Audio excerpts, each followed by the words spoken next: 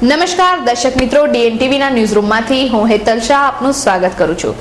સમાચાર વિગતવાર જોતા પહેલા એક નજર આજના મુખ્ય સમાચારો પર। શહેર પોલીસની આંખમાં ધૂળ નાખતી તસ્કર ટોળકીએ ગત રાત્રે કમાટીબાગમાં આવેલું ચંદનનું ઝાડ કાપીને ફરાર। તો કારેલીબાગ સ્થિત બંધ મકાનને નિશાન બનાવી આશરે ₹1 લાખની મત્તા લઈ તસ્કર ટોળકી રફુચક્કર। બોમ્બાર્ડિયર કંપનીના 150 જેટલા કર્મચારીઓને બરતરફ કરાતા આજે રેસકોર્સ સ્થિત ઓફિસ ખાતે કર્મચારીઓ દેખાવો કરતા પોલીસ દ્વારા 91ની અટકાયત। આંકલાવ પોલીસે બાતમીના આધારે અંબાવા ગામ ખાતે દરોડો પાડી એક મકાનમાંથી 711 નંગ વિદેશી દારૂ, બિયર તેમજ ટ્રક સહિત કુલ ₹42 લાખનો મુદ્દામાલ કબજે કરી 2 આરોપીની કરી અટકાયત। તો સાવલી પોલીસે રાત્રિ પેટ્રોલિંગ દરમિયાન મુદ્દામાલ સહિત ₹3,23,000નો દારૂ ઝડપી પાડ્યો। હવે જોઈએ સમાચાર વિગતવાર। શહેર પોલીસની આંખમાં ધૂળ નાખતા તસ્કરોએ કમાટીબાગ સ્થિત એક ચંદનના ઝાડને કાપી ફરાર થઈ જતા પોલીસ બેડામાં દોડધામ મચી જવા પામી હતી। સમગ્ર શહેરને બાનમાં લેનાર તસ્કર ટોળકી સામે શહેર પોલીસ તંત્ર લાચાર બની ગયું છે। શહેરના કમાટીબાગ સ્થિત પ્લેનેટોરિયમ પાસે ગત રાત્રે તસ્કર ટોળકી ત્રાટકી ચંદનનું વૃક્ષ કાપીને ફરાર થઈ ગયા હતા। બનાવની જાણ થતાં જ સયાજીગંજ પોલીસ અને વડોદરા મહાનગર સેવા સદનના અધિકારીઓ સ્થળ પર દોડી આવ્યા હતા। ઉલ્લેખનીય છે કે અગાઉ પણ કમાટીબાગ ખાતે ચંદનનું વૃક્ષ કાપીને લઈ જવાનો નિષ્ફળ પ્રયાસ થયો હતો। સમયમાં એક ચંદનના ઝાડ કપાવવાની કોશિશ કરવામાં આવેલી છે। એ બાબતે અમે અત્યારે ગુનો રજીસ્ટર કરીએ છીએ અને અમારા તપાસ દરમિયાનમાં એવું ચોક્કસ માલુમ પડે કે સિક્યુરિટી પણ ત્યાં અહીંયા હાજર હતી અને વરસાદ ચાલતું હતું સિક્યુરિટીના કહેવા પ્રમાણે। એ દિશામાં પણ અમે તપાસ કરી રહ્યા છીએ અને હાલમાં અત્યારે સયાજીગંજ પોલીસ સ્ટેશનમાં અમે ગુનો રજીસ્ટર કરેલ છે।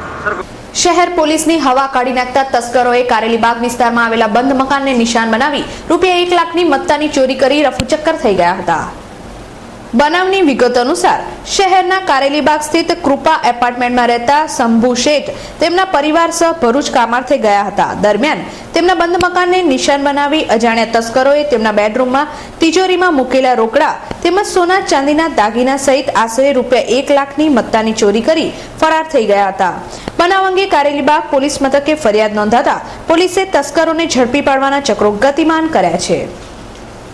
બોમ્બાર્ડિયર કંપનીના 150 જેટલા કર્મચારીઓને કંપનીમાંથી બરતરફ કરવામાં આવતા આજે રેસકોર્સ સ્થિત ઓફિસ ખાતે કર્મચારીઓએ દેખાવો કર્યા હતા, જેના અનુસંધાનમાં પોલીસે 91 લોકોની અટકાયત કરી હતી। બોમ્બાર્ડિયર કંપનીના સત્તાધીશો દ્વારા 150 કર્મચારીઓને બરતરફ કરવા નોટિસ પાઠવવામાં આવી હતી। નોટિસ મળતા કર્મચારીઓ દિલ્હી સ્થિત હેડ ઓફિસ ખાતે સત્તાધીશોને મળવા ગયા હતા, પરંતુ તેમની સાથે ત્યાં દુર્વ્યવહાર કરવામાં આવ્યો હતો। તેના વિરોધમાં આજે કંપનીના 150 જેટલા કર્મચારીઓએ રેસકોર્સ સ્થિત ઓફિસ ખાતે દેખાવો યોજ્યા હતા। રેસકોર્સ ખાતે ભારે સૂત્રોચ્ચાર કરનારા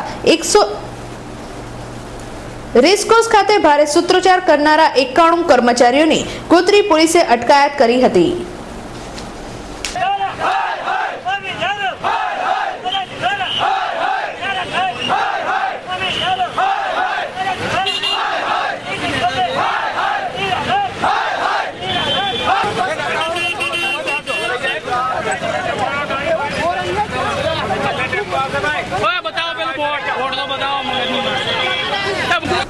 આંકલાવ પોલીસે બાતમીના આધારે અંબાવા ગામમાંના એક મકાનમાંથી લાખોની કિંમતનો વિદેશી દારૂ ઝડપી પાડી 2ની અટકાયત કરી વધુ તપાસ હાથ ધરી છે। બનાવની વિગતો અનુસાર આંકલાવ પોલીસ મથકની હદમાં આવતા અંબાવ ગામ ખાતે ગત સાંજે વિદેશી દારૂનો જથ્થો ઉતરી રહ્યો હોવાની બાતમી મળતા આંકલાવ પોલીસે દરોડો પાડ્યો હતો। પોલીસે મકાનમાંથી 711 નંગ વિદેશી દારૂની બોટલો, બિયરો તેમજ ટ્રક સહિત કુલ ₹42 લાખનો મુદ્દામાલ કબજે કર્યો હતો।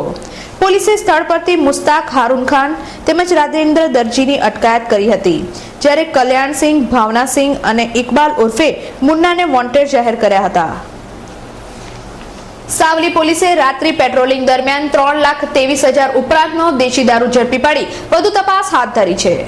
સાવલી પાસે રાસાવાડી ગામે મધ્યરાત્રિએ પિકઅપ વાનમાં ઇંગ્લિશ દારૂની ડિલિવરી કરવા આવતા સાવલી પોલીસે બાતમીના આધારે વોચ ગોઠવી ₹73,250નો ઇંગ્લિશ દારૂ તેમજ ₹2,50,000ની પિકઅપ વાન મળી કુલ ₹3,23,250નો મુદ્દામાલ અને ડિલિવરી લેવા આવનાર આરોપી કમલેશ બળવંત ચાવડાને ઝડપી પાડી કાયદેસરની કાર્યવાહી હાથ ધરી છે, જ્યારે ચાલક રાબેતા મુજબ ફરાર થઈ ગયો હતો। સાવલી પોલીસે ગુનો દાખલ કરી આગળની તપાસ હાથ ધરી છે। સ્ત્રી તેમજ પુરુષના સશક્તિકરણ માટે આજે ખાનગી સંસ્થા દ્વારા ખાનગી હોટલ ખાતે ત્રિદિવસીય વર્કશોપનું આયોજન કરવામાં આવ્યું છે. સ્ત્રી તેમજ પુરુષની સામાજિક સમાનતા તેમજ સશક્તિકરણ હેતુસર એક ખાનગી સંસ્થા દ્વારા ખાનગી હોટલ ખાતે ત્રિદિવસીય વર્કશોપનું આયોજન કરવામાં આવ્યું છે. ખાસ કરીને મહિલાઓને સરકારી યોજનાઓથી માહિતગાર કરવાના આશય આ વર્કશોપ દ્વારા પૂરો પાડી સ્થાનિક લેવલ પર સ્ત્રી તેમજ પુરુષમાં જાગૃતિ લાવવાનો પ્રયાસ હાથ ધરવામાં આવ્યો છે. આ વર્કશોપમાં મોટી સંખ્યામાં કિશોર તેમજ કિશોરીઓએ ભાગ લીધો છે. MGVCL દ્વારા તારીખ 8 થી તારીખ 13 સુધી સુરક્ષા સપ્તાહની ઉજવણી કરવામાં આવી રહી છે, જેના ભાગરૂપે આજે એક રેલીનું આયોજન કરવામાં આવ્યું હતું. MGVCL દ્વારા તારીખ 8મી જુલાઈથી તારીખ 13 જુલાઈ સુધી સુરક્ષા સપ્તાહની ઉજવણી થઈ રહી છે.